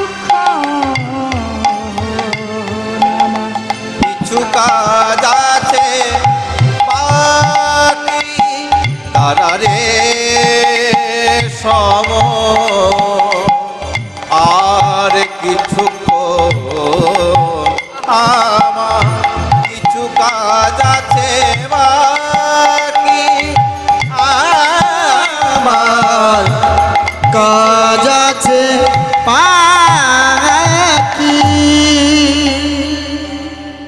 শেষে হলো কি, তার পুত্র সন্তান নারায়ণ নারায়ণ বলে যখন ডাকলো, বিষ্ণু লোক থেকে বিষ্ণু দূত এলো, যম লোক থেকে যমের দূত এসেছে। এবারে দেহটাকে নিয়ে টানাটানি করছে, কোথায় গেল না সেই বিষ্ণু লোকে। কেন না শেষের সময় নারায়ণকে তো ডেকেছে। তাই মাধব সেই কথা চিন্তা করে ছোট্ট ছেলেটির নাম রাখলো গোপাল। এবার গোপালকে কোলে নিয়ে বাবা বৃন্দাবন যাত্রা করছে। ভাবছো বসে চলবি কিসে, তুমি ভাববার কে? যিনি ভাববার তিনি ভাবছেন, তুমি ভাবো তাকে। এবার ছোট্ট ছেলেটিকে নিয়ে কেঁদে কেঁদে যাচ্ছে, যে এই ছেলেটাকে নিয়ে আমি বৃন্দাবনে সাধন ভজন করব, না আমার ছেলে গোপালকে আমি খাওয়াবো, আমার ছেলে গোপালকে আমি দেখব। এদিকে মাধব চলে, মুখে হরি হরি বলে, এদিকে মাধব চলে, মুখে হরি হরি বলে। দেখো গো, আমার ছেলেটাকে একটু নেবে গো, আমার ছেলেটাকে একটু নেবে। হরি নামে পাশানো যে বলে, ওই হরি নামে পাতারো যে গলে, হরি নামে হরি নামে পাশানো যে গলে, হরি নামে দেবরস আখিতা তিনলতা শ্যামবা, এ বলতে কেবা তিনলতা শ্যামলতা, ওই প্রেম রসে আখিজ, ওই প্রেমলতা শ্যামল রস বিষণ ইহা রস নলে মরি আহার দে, দশ রচনে আহা মরি রে, দত দত বিহার তোমার আহা মরি রে। ছেলেটিকে নিয়ে যখন এদিক ওদিক কোলে করে করে যাচ্ছে, দেখা হলো অদ্বৈত আচার্যের সঙ্গে। তবে বাবা অদ্বৈত আচার্যের নাম কিন্তু তখন অদ্বৈত আচার্য ছিল না, ছিল কমলাক্ষ। বোঝাবার জন্য বলছি অদ্বৈত আচার্য। অদ্বৈত আচার্যকে কিন্তু মহাপ্রভু স্বপ্ন দিয়ে দিয়েছেন। কি স্বপ্ন? না তুমি চলে যাও শান্তিপুরের ঘাটে, যখন মাধবেন্দ্রপুরী বৃন্দাবন যাত্রা করবে সেই সময় তুমি মাধবেন্দ্রপুরীর কাছে দীক্ষা নিয়ে নেবে। অদ্বৈত আচার্য করলেন কি, মাধবেন্দ্রপুরীকে প্রণাম করে গোপালকে কোলে তুললেন। বাবা ওই যে বললাম ভাবছো বসে চলবে কিসে, তুমি ভাববার কে, আর যিনি ভাববার তিনি ভাবছেন, তুমি ভাবো তাকে। বলছেন গুরুদেব আপনি যদি আমার গুরু পিতা হন, আপনার সন্তান গোপাল আমার ভাই, তাহলে আজ থেকে ভাইয়ের দায়িত্ব আমি নিলাম, আপনি নিশ্চিন্ত মনে বৃন্দাবন যাত্রা করুন। এবার মাধব মনে মনে চিন্তা করছে, মাহারা ছেলে তো, দেখো অদ্বৈত আমার ছেলেটাকে যেন কৃষ্ণ ভক্তি জন্ম দিও। আমার বাবা যেমন বলেছে সারা বাংলায় কৃষ্ণ নাম প্রচার করতে, আমি যেমন দেখি আমার ছেলেও সারা বাংলায় কৃষ্ণ নাম প্রচার করছে। নবদ্বীপে রয়ে গেল সেই মাধবের ছেলে ছোট্ট গোপাল, আর এদিকে মাধবেন্দ্রপুরী কিন্তু চলে গেল কোথায়, অদ্বৈতের কাছে ছোট্ট গোপালকে রেখে আজকে বৃন্দাবন যাত্রা করছেন। এবার বৃন্দাবনে যখন যাত্রা করেছেন তখন সঙ্গে ছিলেন কিন্তু ঈশ্বরপুরী, অর্থাৎ মহাপ্রভুর যিনি দীক্ষাগুরু ঈশ্বরপুরী। ঈশ্বরপুরীকে নিয়ে যখন বৃন্দাবনে যাত্রা করেছেন সেই সময় কিন্তু বৃন্দাবন যাওয়ার পথে মাধবেন্দ্রপুরীর বড় ক্ষুধা পেয়েছে। বাবা যখন ওই মাধবেন্দ্রপুরীর ক্ষুধা পেয়েছে মনে মনে চিন্তা করছে যে ভগবান যাচ্ছি তো বৃন্দাবন, না জানি কোথায় কি দুটো অন্ন জুটবে, না কোথাও ফল জুটবে, না কোথায় পানীয় জুটবে। ওসব কথা ছেড়ে যে জন্য এসেছি কৃষ্ণ নাম প্রচার করতে তার কথা ভাবি। মাধবেন্দ্রপুরী একটি বৃক্ষের তলে একটু হেলান দিয়ে যেই চোখটি বন্ধ করে রাধা কৃষ্ণের যুগল মূর্তি চিন্তা করছেন, ঠিক সেই সময় একটা 5 বছরের ছেলে একটা মাটির ভাণ্ডতে দুধ নিয়ে এসেছে। মাধব, এই মাধব, কে কে আমাকে ডাকলো? তুমি অভুক্ত আছো না? তুমি আহা, এতটুকু ছেলে, এত সারা গায়ে অলংকার, কি নাম তোমার? মাধব, আমার নাম গোপাল। আহ, গোপাল? যেই না গোপাল বলেছে বাবা নিজের ছেলেটির কথা মনে পড়ে গেছে। তুমি গোপাল, তুমি কি করে জানলে যে আমার ক্ষুধা পেয়েছে? বৃন্দাবনে কার ক্ষুধা পেয়েছে, কার তৃষ্ণা পেয়েছে আমি জানবো না তো কে জানবে গো? এই দেখো তোমার জন্য মাটির ভাণ্ডে এক মাটির ভাণ্ড দুগ্ধ এনেছি। নাও মাধব নাও, তুমি একটু সেবা করো। তবে শোনো, তুমি কিন্তু তাড়াতাড়ি সেবা করবে। আমি একটু বৃন্দাবনটা ঘুরে আসি, দেখি আর কেউ কেউ অভুক্ত আছে কিনা। আমি কিন্তু মাটির ভাণ্ডটা তোমার কাছ থেকে নিয়ে চলে যাব। ঠিক আছে, ঠিক আছে।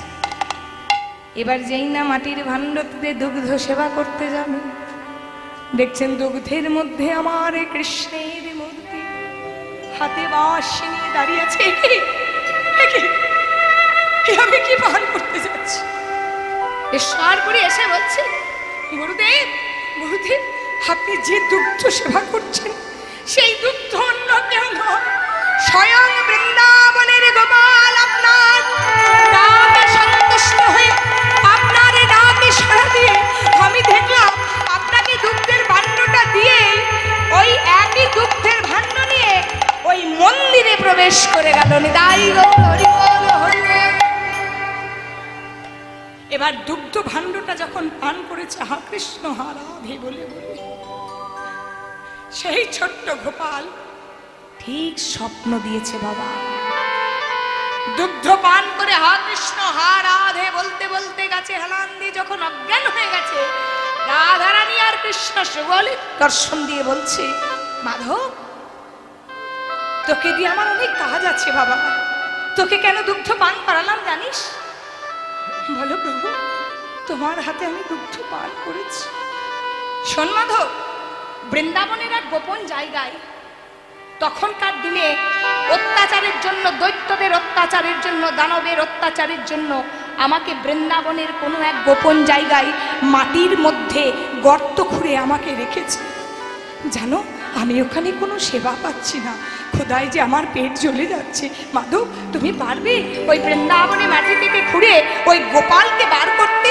তুমি যদি গোপালকে বার করতে পারো তবে আমি দুটো খেতে পাই, আমার যে বড় ক্ষুধা পেয়েছে। মাধব, কি বললে?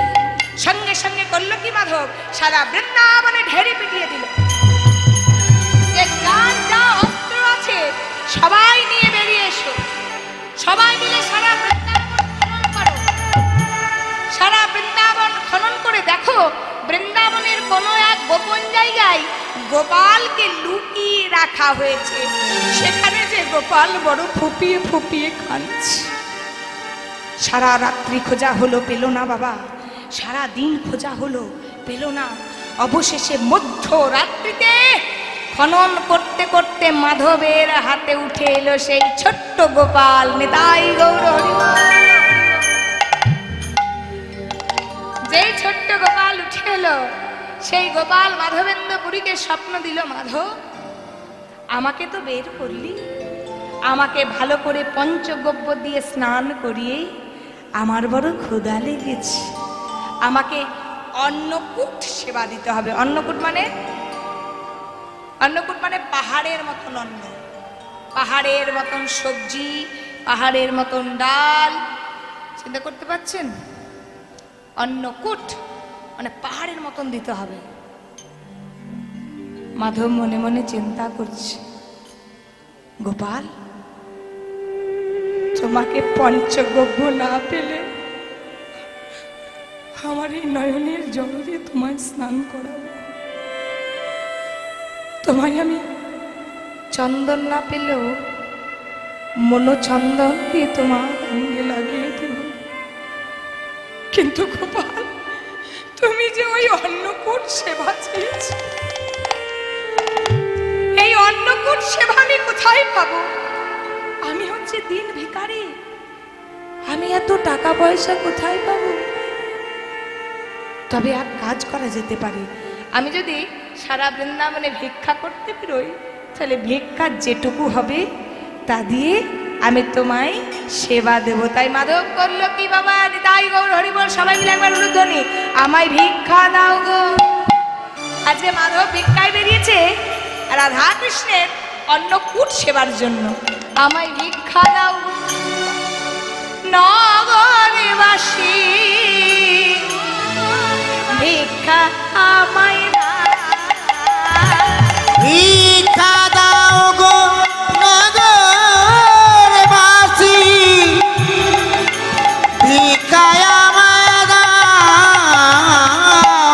ভিক্ষা দাও গো নগরবাসী, ভিক্ষায় আমায় দাও। ভিক্ষা দাও গো নগরবাসী, ভিক্ষায় আমায় দাও। ভিক্ষা দাও গো নগরবাসী, ভিক্ষায় আমায় দাও। তোমাদের ভিক্ষার দ্রব্য পাবে শ্যামরায়। উঠে আসবে, তোমাদের ভিক্ষার দ্রব্য পাবে শ্যামরায়। ভিক্ষা দাও নগরবাসী, আমায় দাও।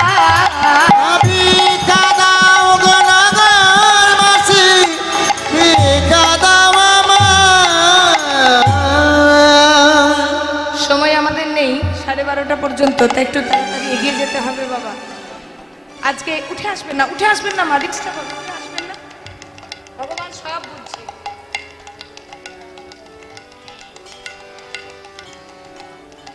মাধবেন্দু পুরী কিন্তু সারা বৃন্দাবনে ভিক্ষা করলেন বাবা। সারা বৃন্দাবনে সারা বৃন্দাবনে ভিক্ষা করে মাধবেন্দু পুরী এত ভিক্ষার দ্রব্য পেলেন বাবা। আহা, ভগবান সেবা করবেন বলে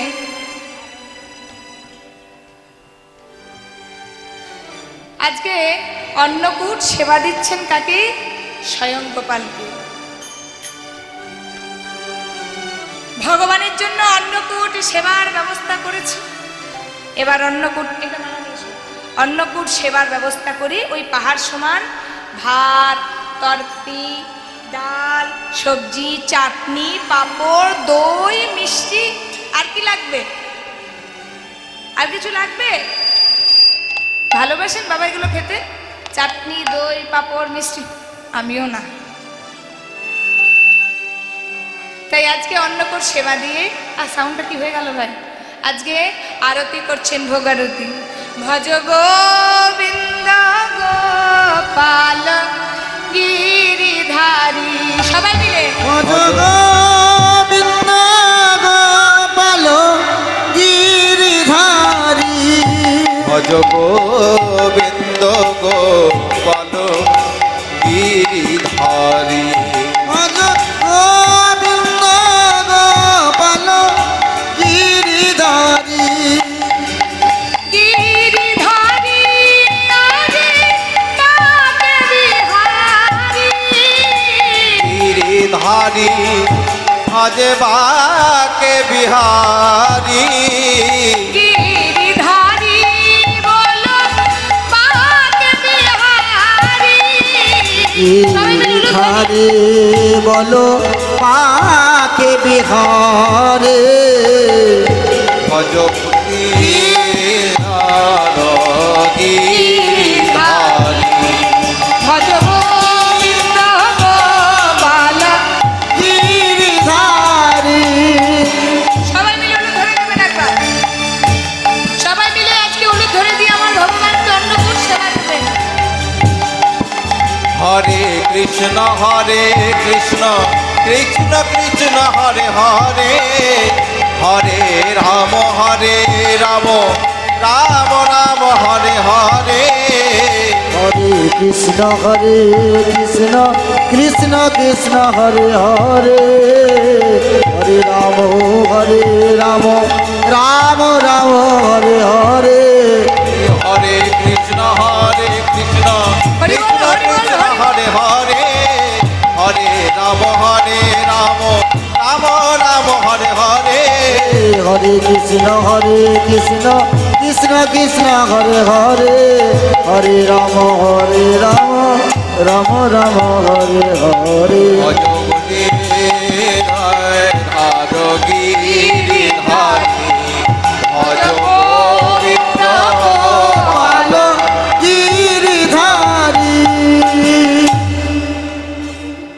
আরতি করলেন আজকে মাধবেন্দ্রপুরী আমার গোপীনাথে। সেই গোপালের আরতি করার পর ঠিক রাত্রিবেলায় ঘুমিয়ে আছে। ভগবান গোপাল আবার স্বপ্ন দিয়েছে। মাধব, একটু জেগে বস বাবা। এ কি গোপাল, তবে কি আমার সেবার কোনো ব্যাঘাত ঘটল? আমি কি কোনো অন্যায় করে ফেললাম? গোপাল, আমার কি কোনো অপরাধ হয়ে গেল? তুমি কি অভুক্ত আছো? আমার রাধারানী কি অভুক্ত আছে? না রে না মাধব, আমাকে তো সেবা দিলি, আমাকে স্নান করালি। জানিস মাধব, এতদিন মাটির তলায় চাপা ছিলাম, তাই ওই মাটির ঘর্ষণে আমার সারা অঙ্গ খুব জ্বালা করছে। পারবি মাধব, পারবি? ওই দক্ষিণ ভারতের মলয় চন্দনের জঙ্গল থেকে চন্দন এনে আমার গায়ে মাখাতে। গোপাল, দক্ষিণ ভারত কেন, তুমি যদি 7 সমুদ্র 13 নদী পার করেও যেতে বলো, তোমার অঙ্গের জ্বালা আমি মেটাবো। গোপালকে প্রণাম করে আশীর্বাদ নিল। গোপাল, আজ থেকে আমি বৃন্দাবন থেকে যাত্রা করলাম। বৃন্দাবন থেকে আমি চলে যাচ্ছি সেই দক্ষিণ ভারতের মলয় চন্দনের জঙ্গল। সেই মলয় চন্দনের জঙ্গল থেকে চন্দন এনে তোমার অঙ্গে আমি সারা অঙ্গে মাখিয়ে দেব। মলয় চন্দনের জঙ্গল যাচ্ছে বাবা। এবার দেখুন ওই ঘটনাটা একসঙ্গে মিশবে।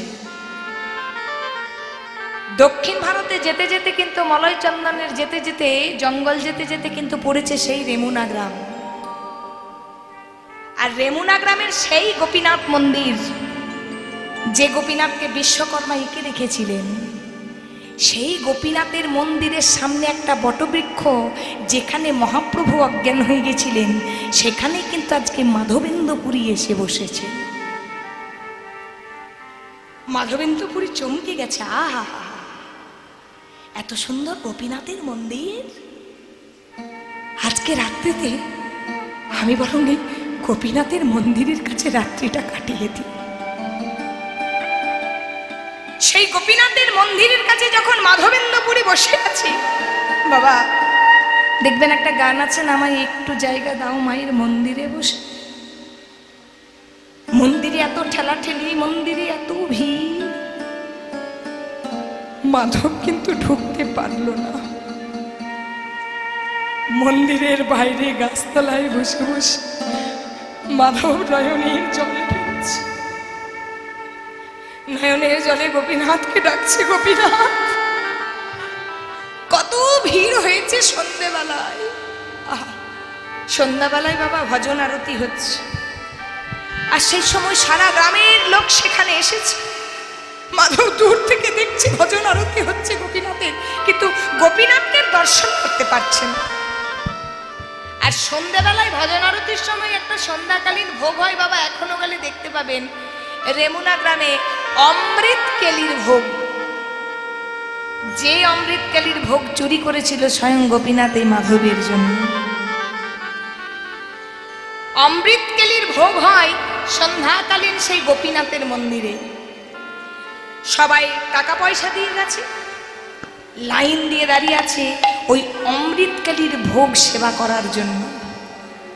মাধব মনে মনে চিন্তা করছে, এত এত ভোগ শুনেছি, অমৃতকেলির ভোগ তো কোথাও শুনিনি, এই অমৃতকেলির ভোগটা আবার কেমন? আহা, একটু যদি জানতে পারতাম, আমি তাহলে বৃন্দাবনে গোপালের জন্য কোনো একদিন বানাতাম। মেয়েদের যেমন নেশা, যে যেমন ভাব তার তেমন লাভ। দেখবেন মেয়েদের নেশা, কোনো গয়নার ডিজাইন দেখলে বাবা এর গয়নাটা কি সুন্দর গো, এরকমই আমি একটা বানাবো। তেমন মাধবেন্দ্রপুরী সাধনা ভজনার পরম বৈষ্ণব তো মনে মনে ভাবছে অমৃতকেলির ভোগটা কেমন, যদি একবার জানতাম আমার গোপালের জন্য বৃন্দাবনে ফিরে গিয়ে আমি বানাতাম। সন্ধে গড়িয়ে বাবা রাত্রি হয়ে গেল, গোপীনাথের মন্দির থেকে সবাই চলে গেল, পুরোহিত দরজাটা বন্ধ করে দিল।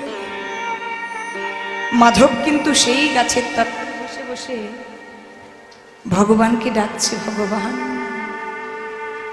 ওগো ভগবান, আমি সংসারে থেকে তোমায় ডাকতে পারি না বলে, সংসারে থেকে তোমায় ভালোবাসতে পারি না বলে তুমি কি আমায় কৃপা করলে না গোপীনাথ?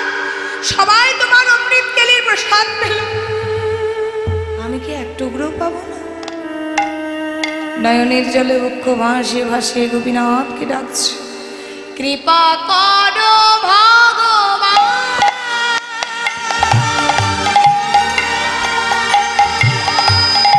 দয়া করো ভগবান,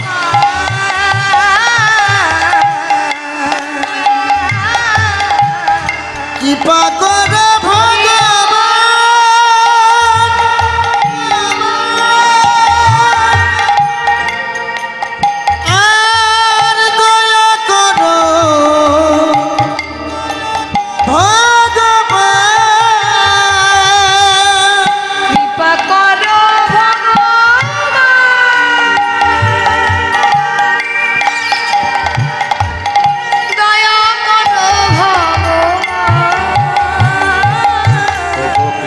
করো ভগবান, দয়া করো ভগবান, কৃপা করো ভগবান, দয়া করো ভগবান।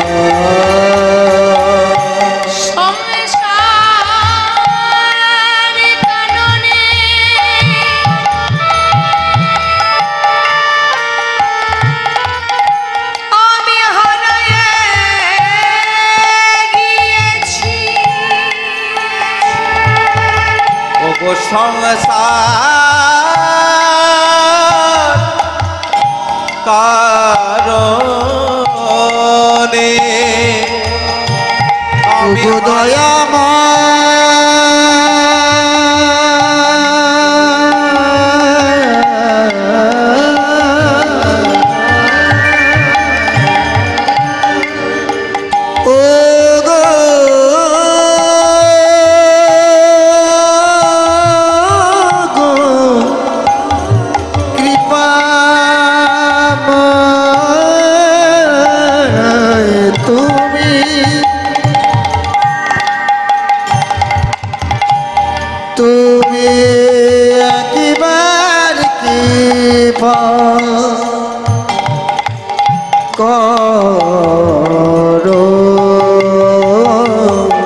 সংসার কারণে আমি হারায়ে গিয়েছি, কৃপা করো ভগবান, কৃপা করো ভগবান, দয়া করো ভগবান,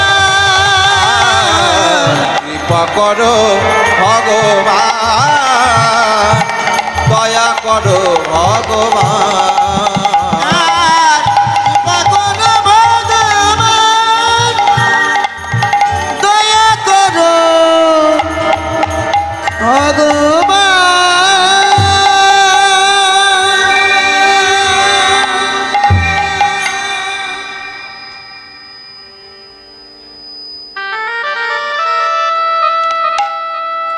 ভগবানকে ডাকছে। ভগবান সকল জ্বালা সহ্য করতে পারে, সহ্য করতে পারে না ভক্তির অহংকার আর চোখের জল। ভগবান করলেন কি, সেই গোপীনাথকে সেদিন 12টা মালসা দেওয়া হয়েছিল। গুনে গুনে যখন 12টি মালসা দেওয়া হয়েছিল, গোপীনাথ সবার অলক্ষ্যে সবার আড়ালে গোপীনাথ করল কি, ওই যে ভক্ত হই গাছের তলায় বসে বসে কাঁদছে, সেই মাধবের জন্য চাদরের আড়ালে অমৃত কেলির প্রসাদ একটা মালসা ভগবান আবার নিজে চুরি করে লুকিয়ে রেখে দিল। রাত্রিবেলা হলো, সবাই ঘরে যে যার ঘরে গেল।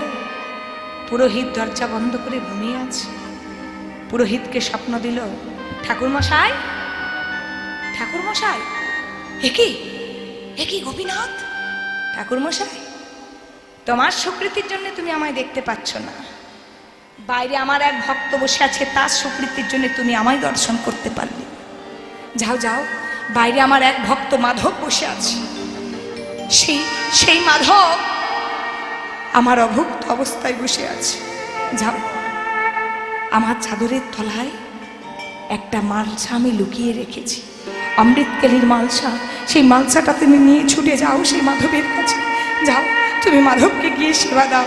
এবার করলো কি, কে আছো কোথায় আছো মাধবেন্দ্রপুরী, হরিবল হরিবল, কে আছো কোথায় আছো মাধবেন্দ্রপুরী, কে আছো কোথায় আছো মাধবেন্দ্রপুরী, কে আছো কোথায় আছো মাধবেন্দ্রপুরী, তোমার লাগি গোপীনাথ করেছে কি চুরি, তোমার লাগি গোপীনাথ করেছে ক্ষীর চুরি, নাও মাধব সেবা করো, বলি এই নামে মাধব সেবা করো, এই নাও মাধব সেবা করো, বলি এই নাম মাধব সেবা করো, তোমার জন্য গোপীনাথ দিল, এই নাও মাধব সেবা করো, তোমার নাম গোপীনাথ দিল, এই নাম মাধব সেবা করো। মাধব করলো কি, সে গোপীনাথের ক্ষীর চড়া করা ক্ষীর আজকে ভগবান যে অমৃতকেলির ভোগ পাঠিয়েছে, আজকে মাধবেন্দ্রপুরী সেই অমৃতকেলির ভোগ নিজের হাতে সেবা করছে।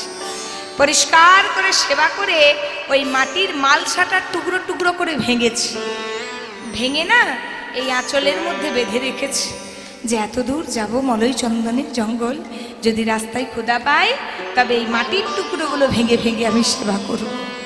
মলয় চন্দনের জঙ্গল থেকে এসে আবার রেমুনা গ্রামেতে এসে উপস্থিত হয়েছে মা। এবার রেমুনা গ্রামেতে যখন এসে উপস্থিত হয়েছে, ভগবান মাধবেন্দ্র পুরীকে স্বপ্ন দিয়েছে, মাধব তুই তো ওই বৃন্দাবনের গোপালের জন্য মলয় চন্দনের জঙ্গল থেকে চন্দন নিয়ে যাচ্ছিস, তবে শোন তোর যা শরীরের অবস্থা তুই আর বৃন্দাবন পর্যন্ত যেতে পারবি না, তোর বড় কষ্ট হবে। বৃন্দাবনে ওই গোপালকে সেবা করার জন্য ঈশ্বরপুরী রয়েছে। আজ থেকে তোকে দায়িত্ব দিলাম, এই রেমুনা গ্রামেতে যে গোপীনাথ মন্দির, তুই যে মলয় চন্দনের জঙ্গল থেকে চন্দন এনেছিস, সেই চন্দন এই গোপীনাথের অঙ্গে দে, তোর গোপালের অঙ্গ ঠান্ডা হবে। আর আজ থেকে ওই বৃন্দাবনের গোপাল পূজিত হবে ওই ঈশ্বরপুরীর কাছে, আর রেমুনা গ্রামের গোপীনাথ পূজিত হবে তোর নাম মাধবেন্দ্র পুরীর কাছে। নিতাই গৌর হরি বল, হরি বল, হরি বল।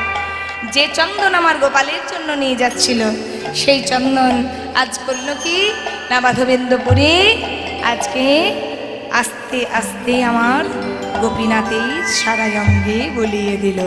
নিতাই গৌর হরি বল, হরি বল, হরি বল। পরবর্তী সম্প্রদায় এসেছে, আমাদের সময় শেষ, ওনাদের সময় শুরু।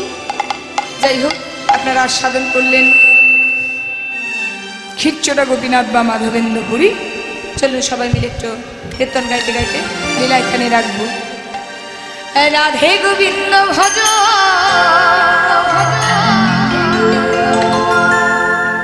রাধে গোবিন্দ,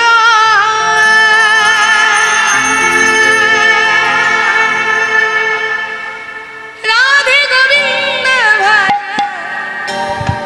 বৃন্দাবন চন্দ্র। রাধে গোবিন্দ ভজ, রাধে গোবিন্দ, রাধে গোবিন্দ ভজ বৃন্দাবন চন্দ্র। রাধে গোবিন্দ ভজ, রাধে গোবিন্দ, রাধে গোবিন্দ ভজ বৃন্দাবন।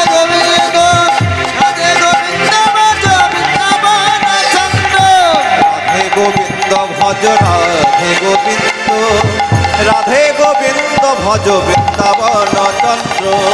রাধে গোবিন্দ ভজ, রাধে গোবিন্দ, রাধে গোবিন্দ ভজ বৃন্দাবন চন্দ্র। রাধে গোবিন্দ ভজ, রাধে গোবিন্দ, রাধে গোবিন্দ ভজ বৃন্দাবন চন্দ্র। রাধে গোবিন্দ ভজ, রাধে গোবিন্দ, রাধে গোবিন্দ ভজ বৃন্দাবন চন্দ্র। রাধে গোবিন্দ ভজ, রাধে গোবিন্দ, রাধে গোবিন্দ ভজ বৃন্দাবন চন্দ্র। ও রাধে গোবিন্দ ভজ, রাধে গোবিন্দ, রাধে গোবিন্দ ভজ বৃন্দাবন চন্দ্র। রাধে গোবিন্দ ভজ, রাধে গোবিন্দ, রাধে গোবিন্দ ভজ বৃন্দাবন চন্দ্র। রাধে গোবিন্দ ভজ, রাধে গোবিন্দ, রাধে গোবিন্দ ভজ বৃন্দাবন চন্দ্র। রাধে গোবিন্দ ভজ, রাধে গোবিন্দ, রাধে গোবিন্দ ভজ বৃন্দাবন চন্দ্র। রাধে গোবিন্দ ভজ, রাধে গোবিন্দ, রাধে গোবিন্দ ভজ বৃন্দাবন। জয় রাধে, জয় রাধে, জয় রাধে, জয় রাধে, জয় রাধে, জয় রাধে, রাধে জয়